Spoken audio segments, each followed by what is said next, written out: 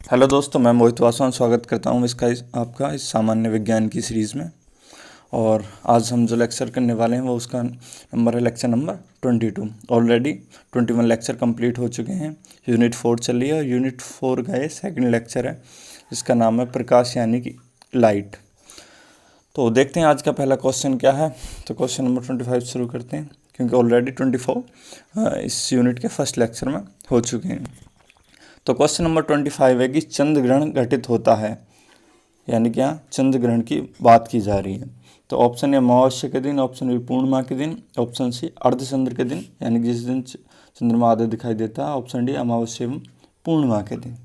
तो जो इसका करेक्ट आंसर है वो है ऑप्शन बी पूर्णिमा के दिन। इसके साथ ही हम समझ लेते हैं कि चंद्र ग्रहण में होता क्या है। तो चंद्र ग्रहण में जो चंद्रमा और सूर्य है, सपोज कीजिए ये सन है और ये मून है, तो इसके बीच में क्या है, अर्थ आ जाती है यानी कि पृथ्वी आ जाती है। तो इस स्थिति को चंद्र ग्रहण कहते हैं, यानी कि ये तीनों एक सीधी रेखा में आ जाते हैं। अब इसको हम समझते हैं कि इसमें पूर्णिमा के ही दिन क्यों होता है, मतलब ये अमावस्या में क्यों नहीं होता या अमावस्या के दिन क्यों नहीं होता। तो ये अर्थ है और हम कहाँ रहते हैं, हम अर्थ पे रहते हैं। तो अगर हम देखेंगे तो हमें ये चंद्रमा पूर्ण दिखाई देगा यहाँ से, तो इसलिए ये पूर्णिमा के दिन होता है। अब भी इसी के अपोजिट दूसरे कॉन्सेप्ट को हम समझेंगे। तो इसके जो अपोजिट है वो है सूर्य ग्रहण। क्वेश्चन नंबर 26 में ये सीधा पूछा गया कि सूर्य ग्रहण कब होता है। ऑप्शन ए प्रतिपदा यानी कि अमावस्या के दिन, ऑप्शन बी पूर्णिमा के दिन, ऑप्शन सी किसी भी दिन, ऑप्शन डी चतुर्थांश चंद्रमा के दिन। जिसका जो करेक्ट आंसर है वो है ऑप्शन ए यानी कि प्रतिपदा यानी कि अमावस्या के दिन ये सूर्य ग्रहण होता है। अब इसकी कंडीशन को भी समझते हैं, सूर्य ग्रहण किस कंडीशन में होता है। तो सूर्य ग्रहण तब होता है जब जो सूर्य है यानी कि ये सन हो गया और यहाँ पे क्या हो गया, अर्थ हो गया, और इसके बीच में क्या, मून आ गया, यानी कि यहाँ बीच में चंद्रमा आ जाता है और ये तीनों एक सीधी रेखा में हो जाते हैं। तो अब इस स्थिति में क्या होता है कि जो चंद्रमा का ये वाला भाग है वो पृथ्वी से सीधा तो दिखता है, लेकिन इसका मतलब जो कंप्लीट भाग है और जो इसकी लाइट है वो क्या होगी, मून की इस वाले पार्ट पे पड़ेगी। तो हम इसका क्या है कि कंप्लीट भाग नहीं देख पाते हैं, तो जिसकी वजह से ये हमें अमावस्या के दिन दिखाई देता है। यानी कि ये कहें कि अमावस्या की जो स्थिति होती है वो सूर्य ग्रहण के कारण ही होती है। इसके बाद नेक्स्ट क्वेश्चन देखें, क्वेश्चन नंबर 27। क्वेश्चन नंबर 27 है कि उचित रीति से, यानी कि उचित रीति का मतलब है यहाँ कि सही तरीके से कटे हीरे की असाधारण चमक का आधारभूत कारण यह है कि, इसमें पूछा है कि अगर किसी हीरे को सही ढंग से काटा गया है, उसको सही प्रकार से काटा गया है तो उसमें बहुत ज़्यादा चमक होती है, तो उसका क्या कारण है। ऑप्शन ए उसमें अति उच्च पारदर्शिता होती है, ऑप्शन बी उसका अति उच्च अपवर्तन सूचकांक होता है, ऑप्शन सी वह बहुत कठोर होता है, ऑप्शन डी उसके सुनिश्चित विदलन तल होते हैं। तो जो इसका करेक्ट आंसर है वो है ऑप्शन बी, उसका अति उच्च अपवर्तन सूचकांक होता है जिसकी वजह से उसमें बहुत ज़्यादा चमक उत्पन्न हो जाती है। इसके बाद नेक्स्ट क्वेश्चन देखते हैं, क्वेश्चन नंबर 28। क्वेश्चन नंबर 28 है कि पानी से भरे किसी बर्तन में पड़ा एक सिक्का किस कारण थोड़ा उठा हुआ प्रतीत होता है। यानी कि कोई पानी से भरा हुआ बर्तन है, सपोज कीजिए कोई बाल्टी है या कुछ भी है, बकेट है, उसमें कोई सिक्का पड़ा हुआ है, तो आप देखेंगे कि वो हमें ऐसा लगता है कि थोड़ा ऊंचाई पे है जबकि बाल्टी की गहराई ज़्यादा है। तो ऐसा क्यों होता है, ऐसा हमें क्यों प्रतीत होता है, यानी कि हमें ऐसा क्यों महसूस होता है। तो इसमें 4 ऑप्शन दिए हैं। ऑप्शन ए प्रकाश के परावर्तन के कारण, ऑप्शन बी प्रकाश के अपवर्तन के कारण, ऑप्शन सी प्रकाश के विवर्तन के कारण, ऑप्शन डी प्रकाश के परिक्षेपण के कारण। तो ये जो घटना हो रही है किसके कारण हो रही है, तो ये जो इसका सही आंसर है वो है ऑप्शन बी, यानी कि ये प्रकाश के अपवर्तन के कारण ये घटना हो रही है।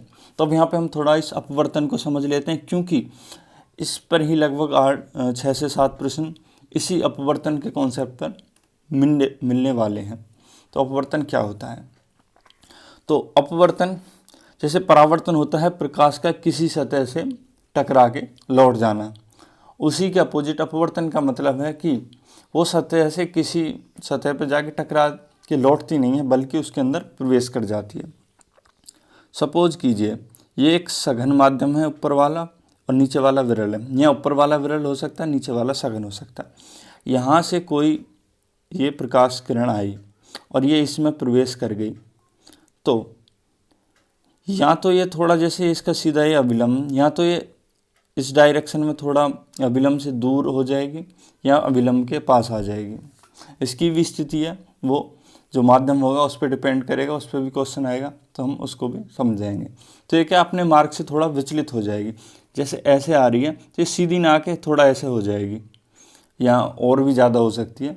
तो इस विचलन की जो स्थिति होती है ये किसके कारण होती है? अपवर्तन के कारण होती है। जब वो अपने मार्ग से थोड़ा हट जाती है तो उसी के कारण हमको ये क्या है, जो सिक्का है या कोई और भी वस्तु हो सकती है वो हमको उठी हुई दिखाई देती है उसकी सतह से। तो इसका और इस जो फेनोमेना है या ये घटना है, इस फेनोमेना को कहते हैं अपवर्तन। ठीक है, तो इसका करेक्ट आंसर ऑप्शन बी हो गया। इसके बाद क्वेश्चन नंबर 29। क्वेश्चन नंबर 29 है कि पानी में लटकाकर बैठे हुए व्यक्ति को उसका पैर मुड़ा हुआ और छोटा दिखाई पड़ता है। यानी कि किसी व्यक्ति ने अपने पैर पानी में डाल रखे हैं अंदर, और तो उसे उसका जो पैर है वो मुड़ा हुआ दिखाई देगा, छोटा दिखाई देगा। तो मैंने अभी आपको ये जो अपवर्तन वाला कॉन्सेप्ट बताया था, सेम ये इसी में अप्लाई होगा, क्योंकि जो प्रकाश की किरणें हैं वो अपने मार्ग से क्या हो जाती हैं, हट जाती हैं, मुड़ जाती हैं, जिसके कारण ही पैर मुड़ा हुआ छोटा दिखाई देगा। और मैंने बताया था आपको कि इस घटना या इस फेनोमेना को क्या बोलते हैं, इसको बोलते हैं अपवर्तन। ध्यान रखना, अपवर्तन और परावर्तन में कभी कभी एक जैसे वर्ड दिखाई देते हैं, तो कंफ्यूज मत करना। तो इस प्रकार जो सही आंसर हो गया वो हो गया ऑप्शन ए, यानी कि अपवर्तन के कारण। नेक्स्ट क्वेश्चन है क्वेश्चन नंबर 30। क्वेश्चन नंबर 30 है कि जब एक कॉम्पैक्ट डिस्क सीडी डिस्क आपने देखी होगी पहले, जो डीवीडी से भी पहले यूज होती थी, वो सीडी, उसका यहाँ नाम दिया जाना, कि ये जब एक कॉम्पैक्ट डिस्क सीडी सूर्य के प्रकाश में देखी जाती है तो इंद्रधनुष के समान रंग दिखाई देते हैं। इसकी व्याख्या की जा सकती है, मतलब ये किस कारण से, किन वजहों से ऐसा हमें दिखाई देता है।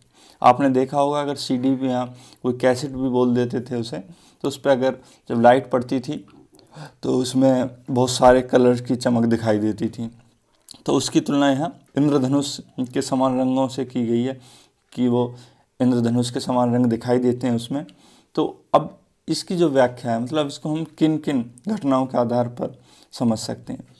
ऑप्शन ए परिवर्तन विवर्तन की परिघटना के आधार पर, ऑप्शन बी परावर्तन और पारगमन की परिघटना के आधार पर, ऑप्शन सी विवर्तन और पारगमन की परिघटना के आधार पर, ऑप्शन डी अपवर्तन विवर्तन पारगमन की परिघटना के आधार पर।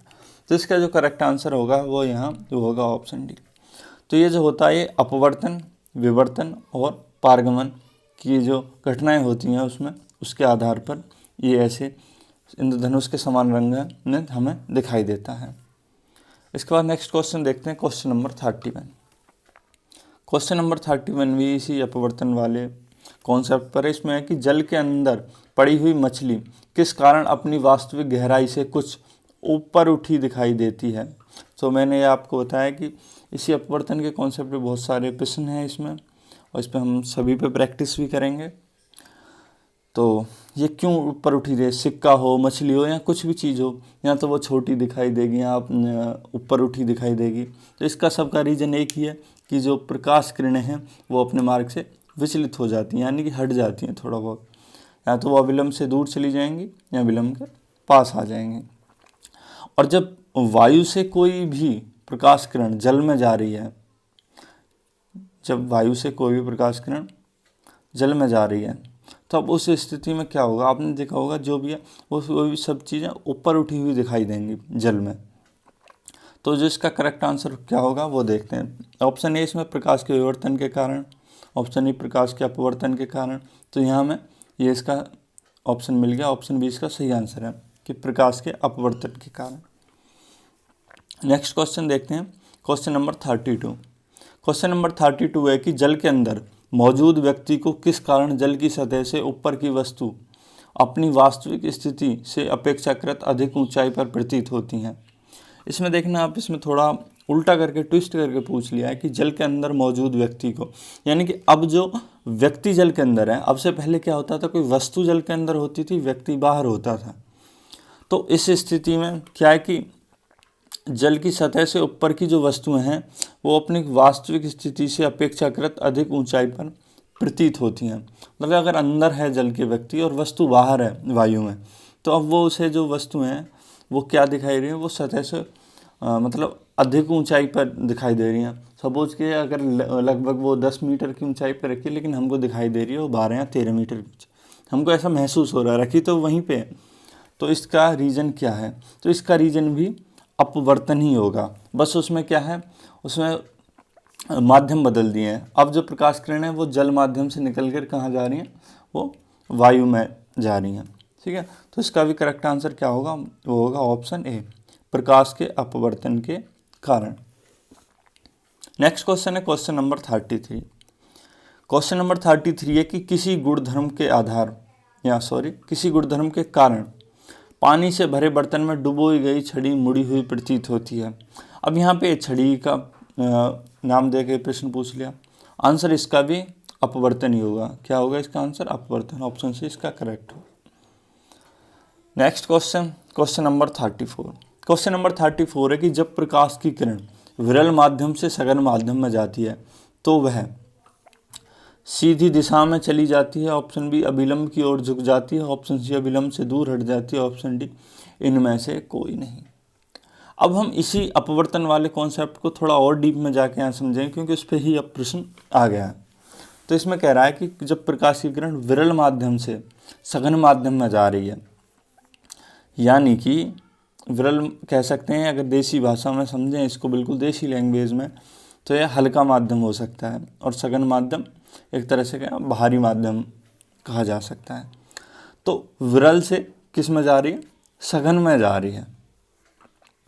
तो ऐसी स्थिति में क्या होगा कि वो रेखा जो सीधी दिशा में चली जाती है, या फिर अभिलंब की ओर झुक जाती है, या फिर अभिलंब से दूर हट जाती है, और ऑप्शन डी इनमें से कोई नहीं। तो इसका जो करेक्ट आंसर है वो है ऑप्शन बी, यानी कि अभिलंब की ओर झुक जाती, अगर विरल से सघन माध्यम में जा रही है।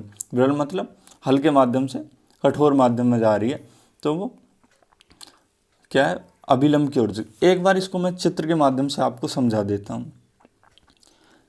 ये हमने एक रेखा खींच ली और ऊपर का माध्यम विरल हो गया और नीचे सघन हो गया। जैसे कि ये वायु, सपोज कीजिए ऊपर का जो विरल माध्यम वो वायु है, और जो पानी है वो उससे ज़्यादा गाढ़ा होता है, या कह सकते हैं उससे ज़्यादा सघन है, तो नीचे का पानी मान लीजिए। यहाँ पे मैं लिख भी देता हूँ जल और ये वायु। अब कोई इसको हम एक सीधी रेखा खींच देते हैं ऐसे, तो ये क्या हो गया, ये अभिलंब हो गया। ठीक है, अब यहाँ से कोई प्रकाश की किरण आई, सपोज कीजिए इसके पैरेलल ही आई, तो वो क्या है,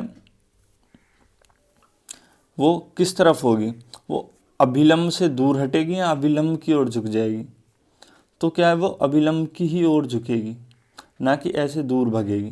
ठीक है, अगर इसके अपोजिट होता, सघन से विरल में आती, तो वो क्या होती, अभिलंब से दूर हट जाती। उसको भी हम समझेंगे जब पूर्ण परावर्तन वाली स्थिति में है। इसके बाद नेक्स्ट क्वेश्चन है क्वेश्चन नंबर 35। क्वेश्चन नंबर 35 है कि पूर्ण आंतरिक परावर्तन होता है जब प्रकाश जाता है। तो पूर्ण आंतरिक परावर्तन में क्या होगा, अब इसी को थोड़ा और समझते हैं। जैसे ये सतह, यहाँ से कोई इस प्रकाश आई और वो जब एक माध्यम से दूसरे माध्यम, तो वो इतना हटी अभिलंब से कि वो वापस पूर्णतः इसी माध्यम में आ गई। जैसे ये अभिलंब है, तो यहाँ से हटते हटते हटते वो ऐसे वापस उसी माध्यम में पहुँच गई जिस माध्यम से वो आई थी। लेकिन इसके लिए शर्त क्या होती है, इसके लिए शर्त ये होती है कि सघन माध्यम से विरल में आएगी, तभी ये कंडीशन उत्पन्न हो सकती है। क्योंकि अगर विरल से सघन में आती तो अविलंब की ओर आती, लेकिन अगर ये सघन से विरल में जा रही है तो अविलंब से दूर जाएगी और इतना दूर कि ये वापस उसी माध्यम में जिससे आई है उसी में चली जाएगी। तो ये माध्यम जो ऊपर वाला होगा ये सघन होगा और नीचे वाला विरल होगा। तो इसमें समझते हैं इसमें कौन सा ऐसा है जो सघन है और विरल है। तो ऑप्शन ए है हीरे से कांच में, तो हीरा सघन है और इसका कांच विरल है। ऑप्शन बी जल से कांच में, ऑप्शन सी वायु से जल में, ऑप्शन डी वायु से कांच में। तो वायु से कांच में ये भी गलत है, वायु से जल में ये भी गलत है, और जल से कांच में तो ये भी गलत। तो इसका करेक्ट आंसर हो गया ऑप्शन ए हीरे से कांच में, क्योंकि हीरे की सघनता ज़्यादा होती है।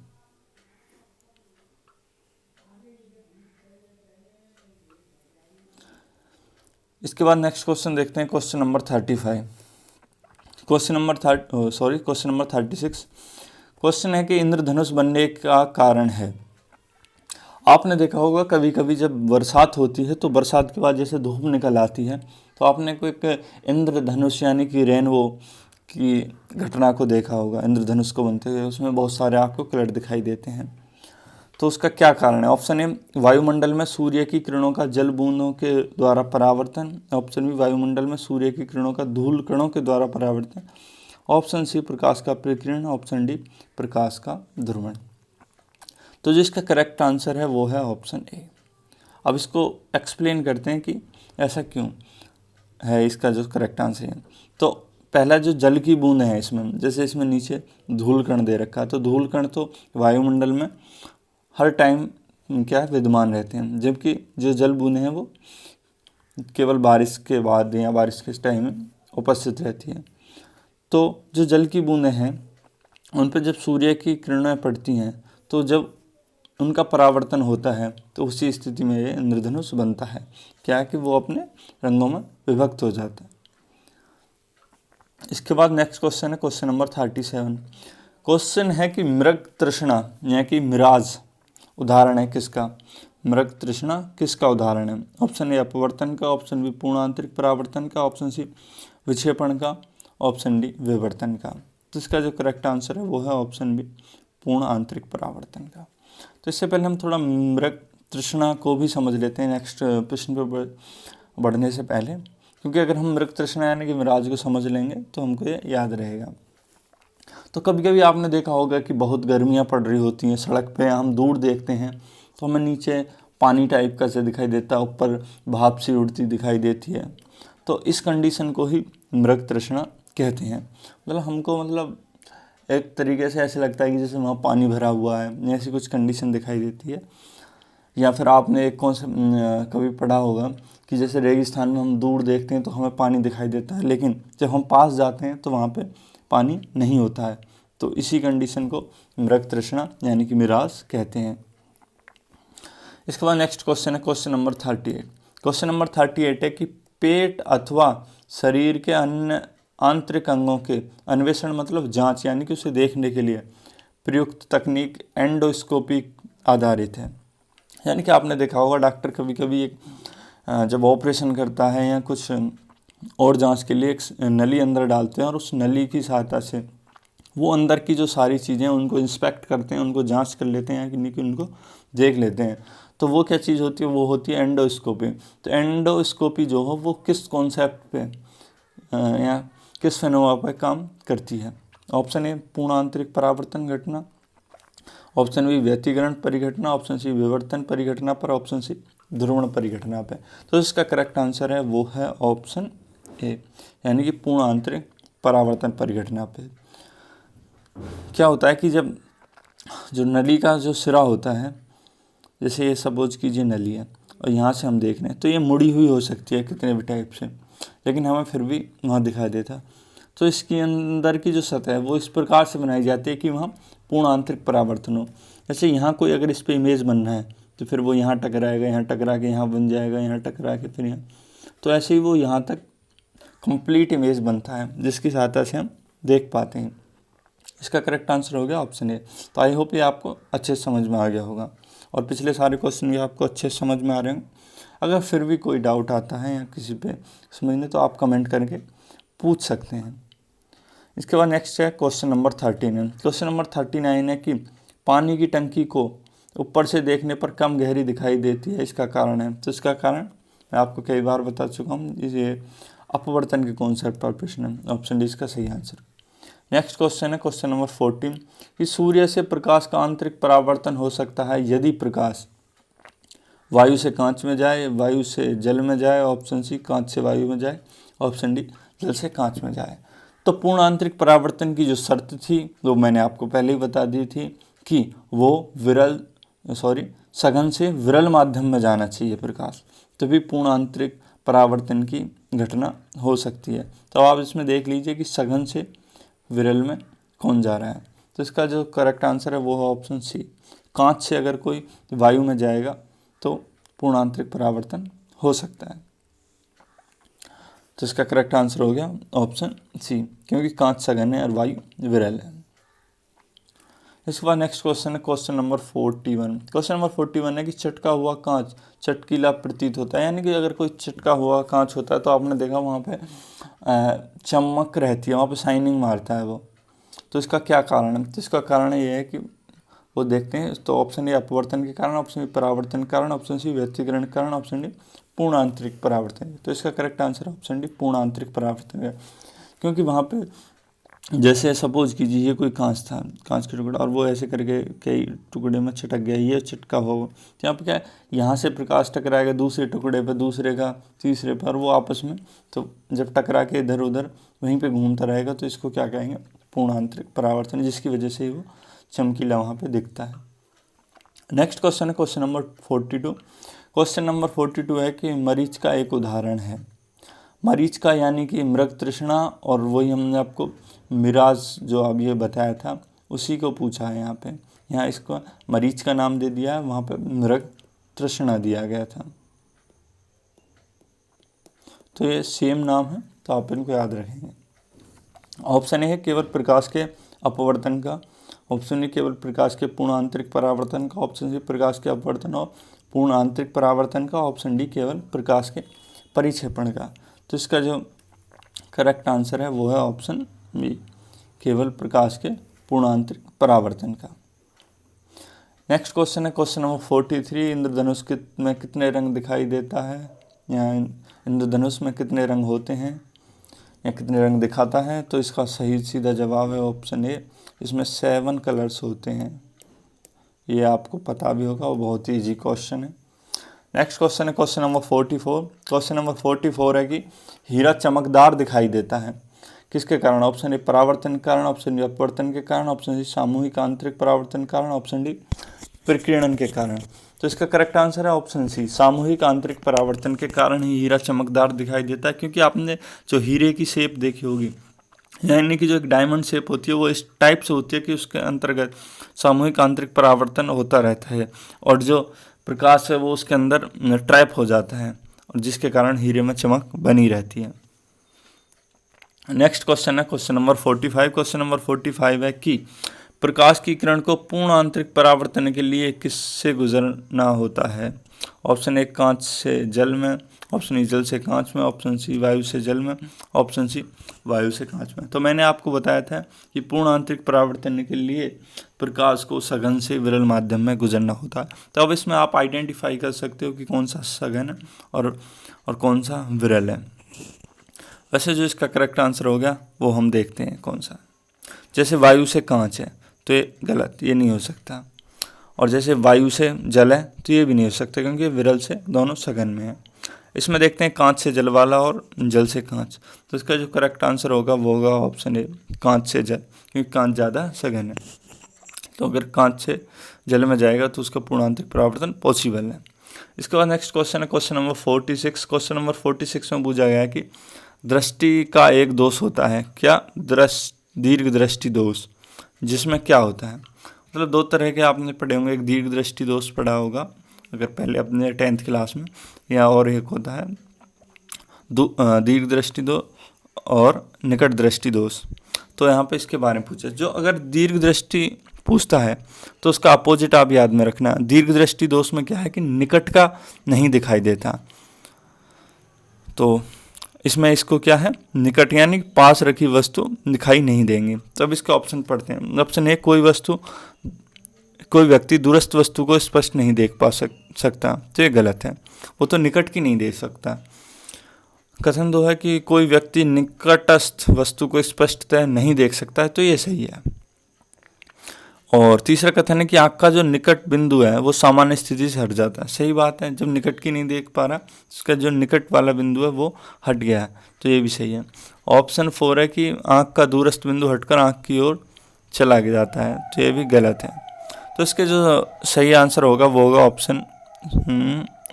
ऑप्शन डी, 2 और 3। कथन 2 और 3 इसके सही है। NDA में पूछा जा चुका question, NDA national defence academy और NA naval academy. Next question देखते हैं, क्वेश्चन नंबर 47। क्वेश्चन नंबर 47 है कि अपवर्तक दूरबीन में क्या होता है।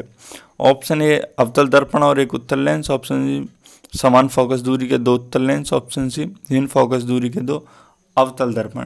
तो जैसे है आप 2 अवतल दर्पण, तो अवतल दर्पणों से तो हम पार नहीं देख सकते, तो इसलिए तो वैसे गलत हो गया। इस टाइप के जो ऑप्शन है वो आप देखते ही एलिमिनेट कर दिया करो। ऑप्शन डी है, असमान फोकस दूरी के 2 उत्तल लेंस। तो इसका करेक्ट आंसर है ऑप्शन डी, यानी कि 2 विभिन्न फोकस दूरी के 2 उत्तल लेंस इसमें यूज किए जाते हैं। NDA में पूछा गया प्रश्न, अच्छा प्रश्न। Question number 48। क्वेश्चन नंबर 48 है कि आकाश में जो नीला रंग है वो प्रकट होने के साथ संबंधित प्रकाश की घटना है। मतलब हमें आकाश नीला क्यों दिखाई देता है, सीधा क्वेश्चन इसमें ये पूछा है।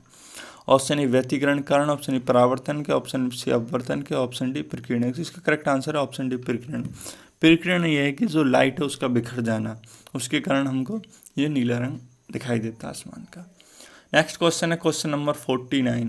क्वेश्चन नंबर 49 है कि जब प्रकाश किरण एक माध्यम से दूसरे माध्यम में जाती है तो इसकी ऑप्शन ए, तरंग दैर्घ्य समान बनी रहती है। ऑप्शन बी, आवृत्ति समान बनी रहती है। ऑप्शन सी, आवृत्ति बढ़ जाती है। ऑप्शन डी, तरंग दैर्घ्य बढ़ जाती है। तो जो आवृत्ति होती है वो कभी भी चेंज नहीं होती है, भले एक माध्यम से दूसरे माध्यम में उसको प्रवेश करा दिया जाए किसी वेव से। तो इसका करेक्ट आंसर हो गया ऑप्शन बी, आवृत्ति समान बनी रहती है। ये भी अच्छा प्रश्न था और ये भी NDA में पूछा जा चुका है। और आज का जो लास्ट क्वेश्चन है क्वेश्चन नंबर 50। क्वेश्चन नंबर 50 है कि आकाश का जो रंग नीला प्रतीत होता है क्योंकि, क्या रीज़न है कि जो रंग नीला प्रतीत होता है। तो ये तो हमने बता दिया, प्रकीर्णन की परिघटना के कारण होता है, लेकिन प्रकीर्णन की परिघटना में भी नीला ही रंग क्यों होता है, वो लाल क्यों प्रतीत नहीं होता, तो समझते हैं इसको। इसमें 4 ऑप्शन है। ऑप्शन ए, सूर्य के प्रकाश में अन्य रंगों की अपेक्षा नीला रंग अधिक है, ये गलत है। ऑप्शन ई, छोटी तरंग दैर्घ्य वाला प्रकाश बड़ी तरंगता वाले प्रकाश की अपेक्षा वायुमंडल के द्वारा अधिक प्रकीर्णित होता है, यही इसका करेक्ट आंसर है। कि जो कम वेवलेंथ वाली जो लाइट है, यानी कि छोटी तरंग दैर्घ्य वाला प्रकाश है, वो इन कंपैरिजन ऑफ बड़ी तरंग दैर्घ्य वाले प्रकाश की अपेक्षा में वायुमंडल द्वारा अधिक प्रकीर्णित, यानी कि उसे आसानी से फैलाया जाता है या फैलाया जा सकता है, तो जिसकी वजह से वो ही ज़्यादा दिखाई देता है, नीला रंग आसानी से फैल जाता है। तो इसका करेक्ट आंसर हो गया ऑप्शन ए। इसको हम और एक एग्जांपल से समझ सकते हैं कि जैसे अगर सिग्नल होता है तो वो रेड कलर के ही क्यों बनाए जाते हैं, वो ब्लू कलर के क्यों नहीं बनाए जाते, क्योंकि अगर ब्लू कलर बनाएंगे तो ब्लू कलर जो है उसकी वेवलेंथ कम होती है, वो ज़्यादा दूर तक नहीं दिखाई दे सकता उससे, जबकि रेड सिग्नल क्या होता है वो बहुत दूर तक आसानी से देखा जा सकता है। ठीक है, तो ये भी आप समझ गए होंगे। वो उसका भी कॉन्सेप्ट यही है कि जो लाल रंग है वो आसानी से प्रकीर्णित नहीं होता, जबकि जो नीला रंग है वो आसानी से प्रकीर्णित हो जाता है। तो आई होप ये लेक्चर आपको पसंद आया होगा। अगर आपको पसंद आया तो आप इसे लाइक करें, अगर पसंद नहीं आया तो अनलाइक भी करें, और जिनके लिए भी ये यूज़फुल हो सकता है उनके लिए आप इसको ज़रूर शेयर करें और एक दूसरे की हेल्प करें। मिलते हैं फिर नेक्स्ट लेक्चर में। Thank you.